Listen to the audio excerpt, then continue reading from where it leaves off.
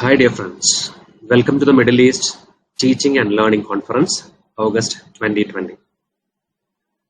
Today, as we know that the world is under pressure due to the emergence of coronavirus.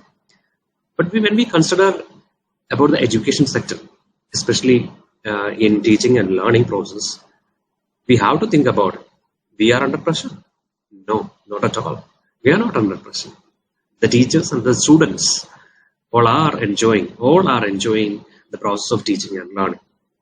So there my topic finds in relevance. Thereby I have selected the topic as constructive student interaction at COVID perspectives. So let me begin my presentation by pointing out different 4 C's, 4 E's and 4 S. What is actually 4 C's? 4 C's means we need to develop these 4 C's among students during the process of teaching and learning. The first one is critical thinking. We need to train the students to communicate their ideas. We need to develop their creativity. We need to encourage them to collaborate for discussion. The collaboration may be between the teachers, between the teacher and the students, or between the students. Now comes 4 E's. What is actually 4 E's? 4 E's means it's experimenting. We have to provide necessary facility for the students to do experiments. Let me consider the example of virtual labs. The students can consider the virtual lab as one of the experiment lab. We need to educate them. We need to give a proper awareness to the students. Now, the very important thing is we need to engage them in the process of teaching learning. There are lots of strategies. We need to use it for engaging the students in the process of teaching learning. Next one is expertising. We need to we need to encourage the students to expertise in or mastery over a particular concepts. Now comes the 4S. It's called self-directing, self-pacing, self-monitoring, and self-managing. We need to support, we need to enhance the students' self-management skills so that they will become self-directed learners. They can regulate their own learning process. So these 3 factors, C's and E's and S, these are very, very important. But among all these factors, let me consider only 5 factors. That's collaboration, organization, and variety. Variety in the sense it's a varied learning experiences for the students. Then information hunting. Then the last one is discussion. So let me discuss the first concepts called collaboration. Actually, what do you mean by collaboration? Collaboration in the sense that we need to inculcate cooperation among the learners through varied learning activities in our online teaching system. For example, let me consider the example of group-based activities and seminar presentation. We can provide some topics for the students, like a group. They can create groups in channels if we are using in Microsoft Teams. Otherwise, they can go for the Google Classroom. There also they can actively participate in group-based activities. Then they can come up with their own ideas, their own findings, and they can present it as a seminar presentation. It's like a webinar presentation, as we are doing now. The same way they can also use it. Next one is collaboration with other subject teachers. It's very, very important because when I'm teaching a particular subject, for example, if I'm an English teacher, if I'm teaching a particular concepts, particular theme in the class, I can invite the science teacher if it is related to the science topic. So the collaboration within the school itself, between the teachers, we can moderate it.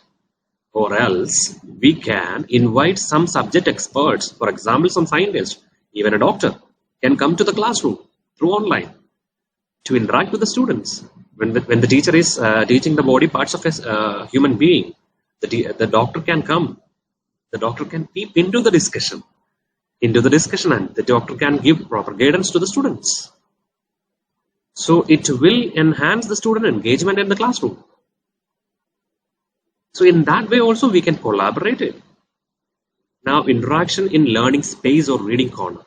So we can create learning space or reading corner within the learning management system. For example, if we are considering Microsoft Teams, we can, in the Teams itself, we can create a particular page or a Word document inside that. each classrooms, and we can create that particular Word document as a learning space for the students. And in the learning space, we can add a lot of information, even newspaper cuttings, in journal articles, research article, we can add it. So before the discussion, the students will go through that particular material and they will come up with their own ideas. So either you can give a reading journal or something, reading material you can provide before discussion. So there the interaction or collaboration or interaction between the learner as with the content is also happening. Another one is real-time interaction through Padlet. It's very important. Padlet, you might be knowing this Padlet. Padlet is an interactive platform where the students can use it. For example, this is one of the example I can show you. The students, those who are giving their own comments, like they have given the name as different, like according to their vision, they have given, for example, I can consider them an example, chemist. Actually, the name of the boy is Nathan, but he has given the name of chemist. Why? Because improvisation. They can customize it. So the Padlet is a good platform for interaction. Okay. Another one is Socrative. It's a learning management system. The teachers as well as the students are continuously using for interaction in the classroom. The classroom in the sense that online platform. Otherwise, we can collaborate the online course platforms. Suppose a particular child is a gifted or a high achiever. We can suggest some of the basic fundamental courses in Coursera. So Coursera is an online education system, online platform. So wherein we can enroll for the courses. edX is another platform. Udemy is another one. Then Swayam, it's especially from India. It's a very good platform for the students to enroll for each course. They can attain, so the collaboration with that particular. So even when we can download some certain videos from these platforms and we can post that videos in learning space so that the students will interact with them. So these types of collaboration will enhance the students' participation and engagement in online learning system. Next comes the organization. It's very, very important how we are organizing the content for virtual platforms. The content organization can be done through lots of learning management system or other free applications like a BlendSpace. BlendSpace, we know, I can introduce you. You might be knowing, you might be using that BlendSpace. BlendSpace, we can allot a classroom. We can allow the three important aspects they have shown. It is, create, engage, and assess. So all these functions, we can create a content. We can engage the students through that content, and we can assess the knowledge of the students or knowledge or understanding of the students through these platforms. So BlendSpace, ClassDojo, then Nearpod is another emerging application. Like recently, teachers are using Nearpod. For example, Nearpod, in the Nearpod, the teachers can use it as an interactive platform. Edmodo, as we know that Edmodo is a learning management system. Then podcasting, we can use it. Podcasting, there is a free application called Buzzsprout. We can use it. Here they will be giving 2 hours per month as a free registration. You can use it like a weekly half an hour. You can post some videos. You can encourage the students to use this. They can also use it.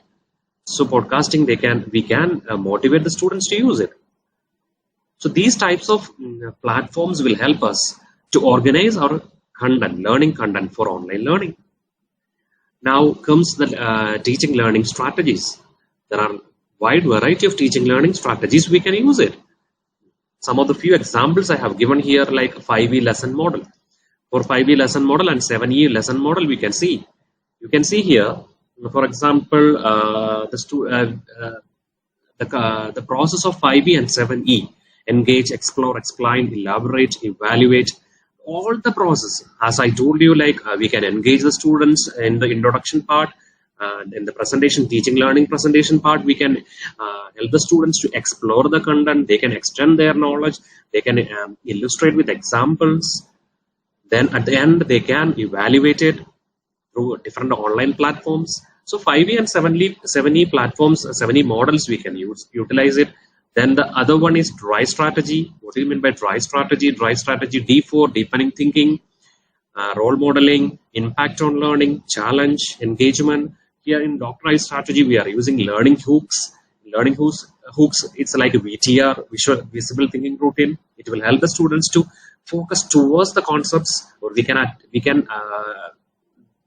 invite the attention, or we can sustain the students' attention towards the topic through these learning hooks or VTR.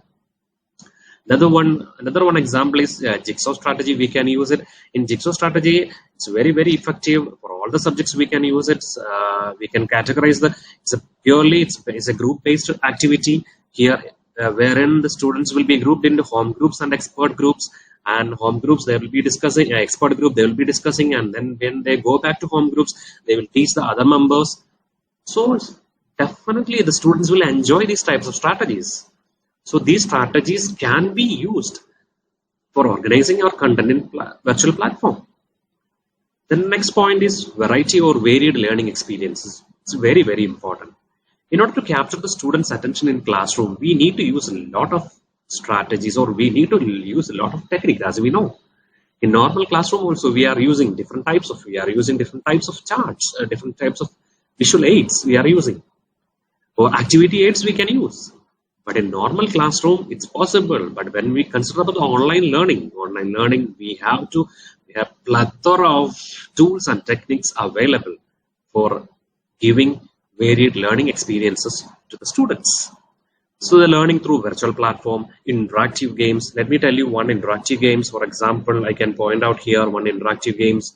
Here we can give, this is an interactive game for the students. See, it's like a games. They can play the games.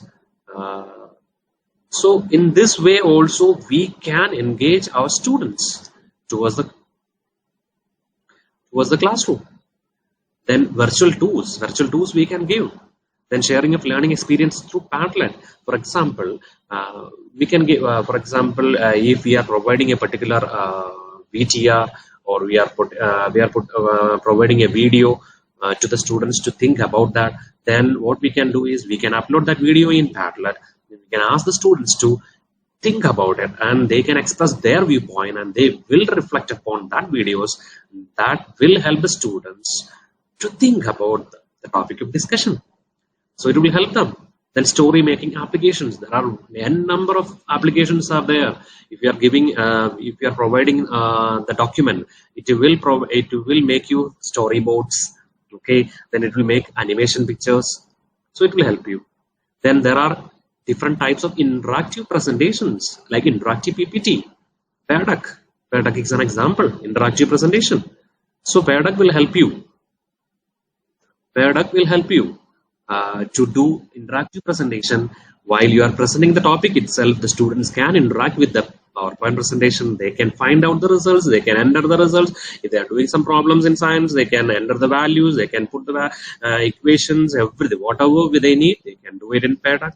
It's an example of interactive presentations.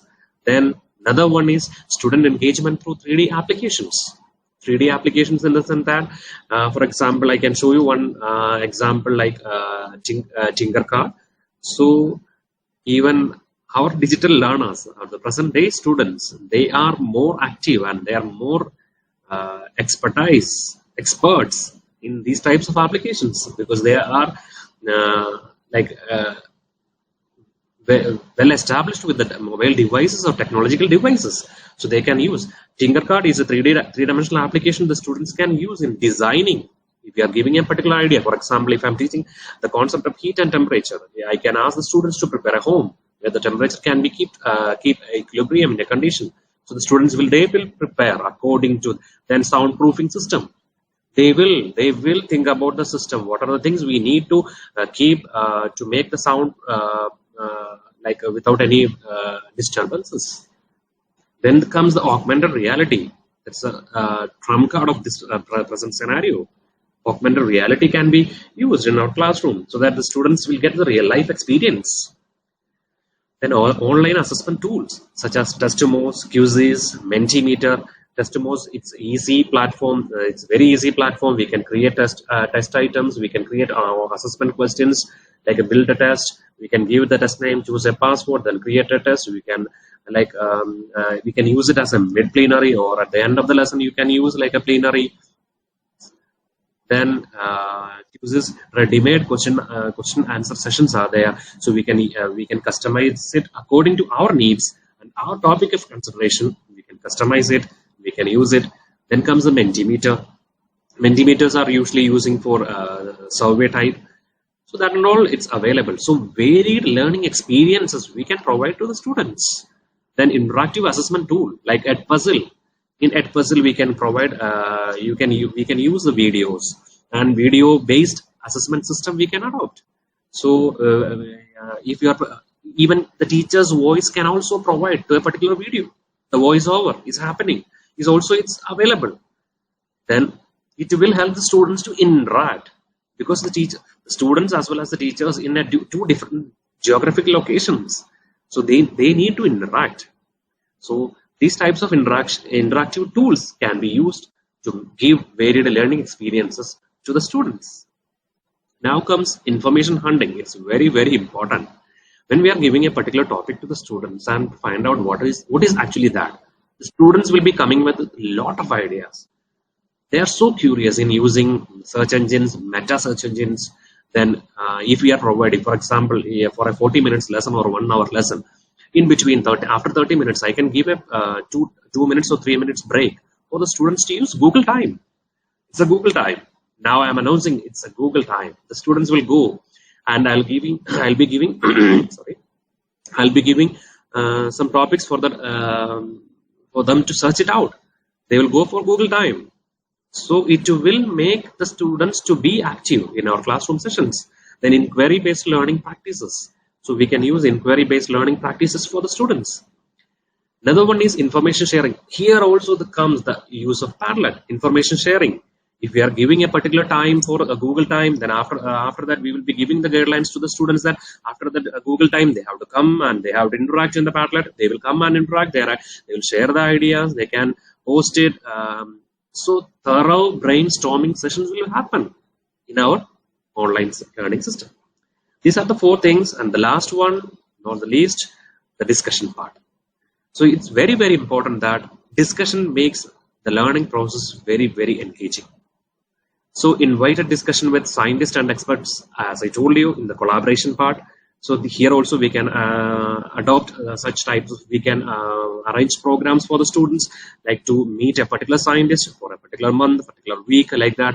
They can come, they can interact with the scientist, what is actually happening in real scenario, that they can see and they can get the real-time experience from the scientists. Then discussion fostered through learning space.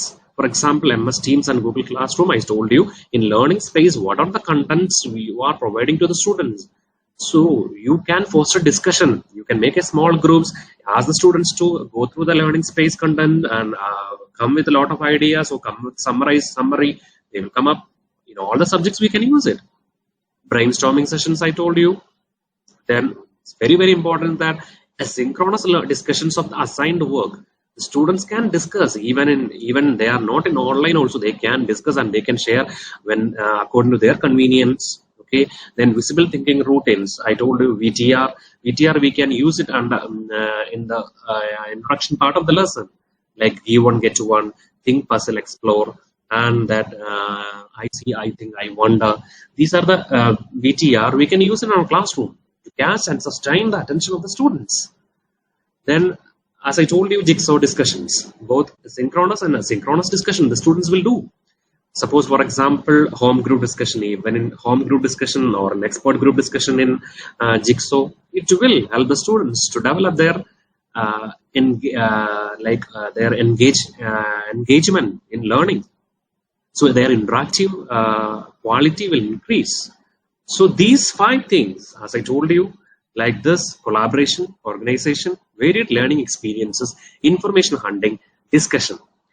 These 5 factors, as I suggested, it's a COVID, okay, collaboration, organization, varied learning experiences, information hunting, discussion, will help the learners to become self-directed learners, talented, amazing. They will be systematic in learning, successful learners, aspiring. They will think about, yeah, I need to become so and so, like ambitious. Then futuristic educant. So let me wind up my discussion by saying that COVID won't affect the process of teaching and learning. Rather than it will boost up the confidence of teachers as well as the students to become all these qualities of the students. So I can say COVID makes the students stay safe. Okay, thank you very much. Thank you for the organizers, and special thanks to my CEO, principal, vice principal, and my supervisor. Thank you very much.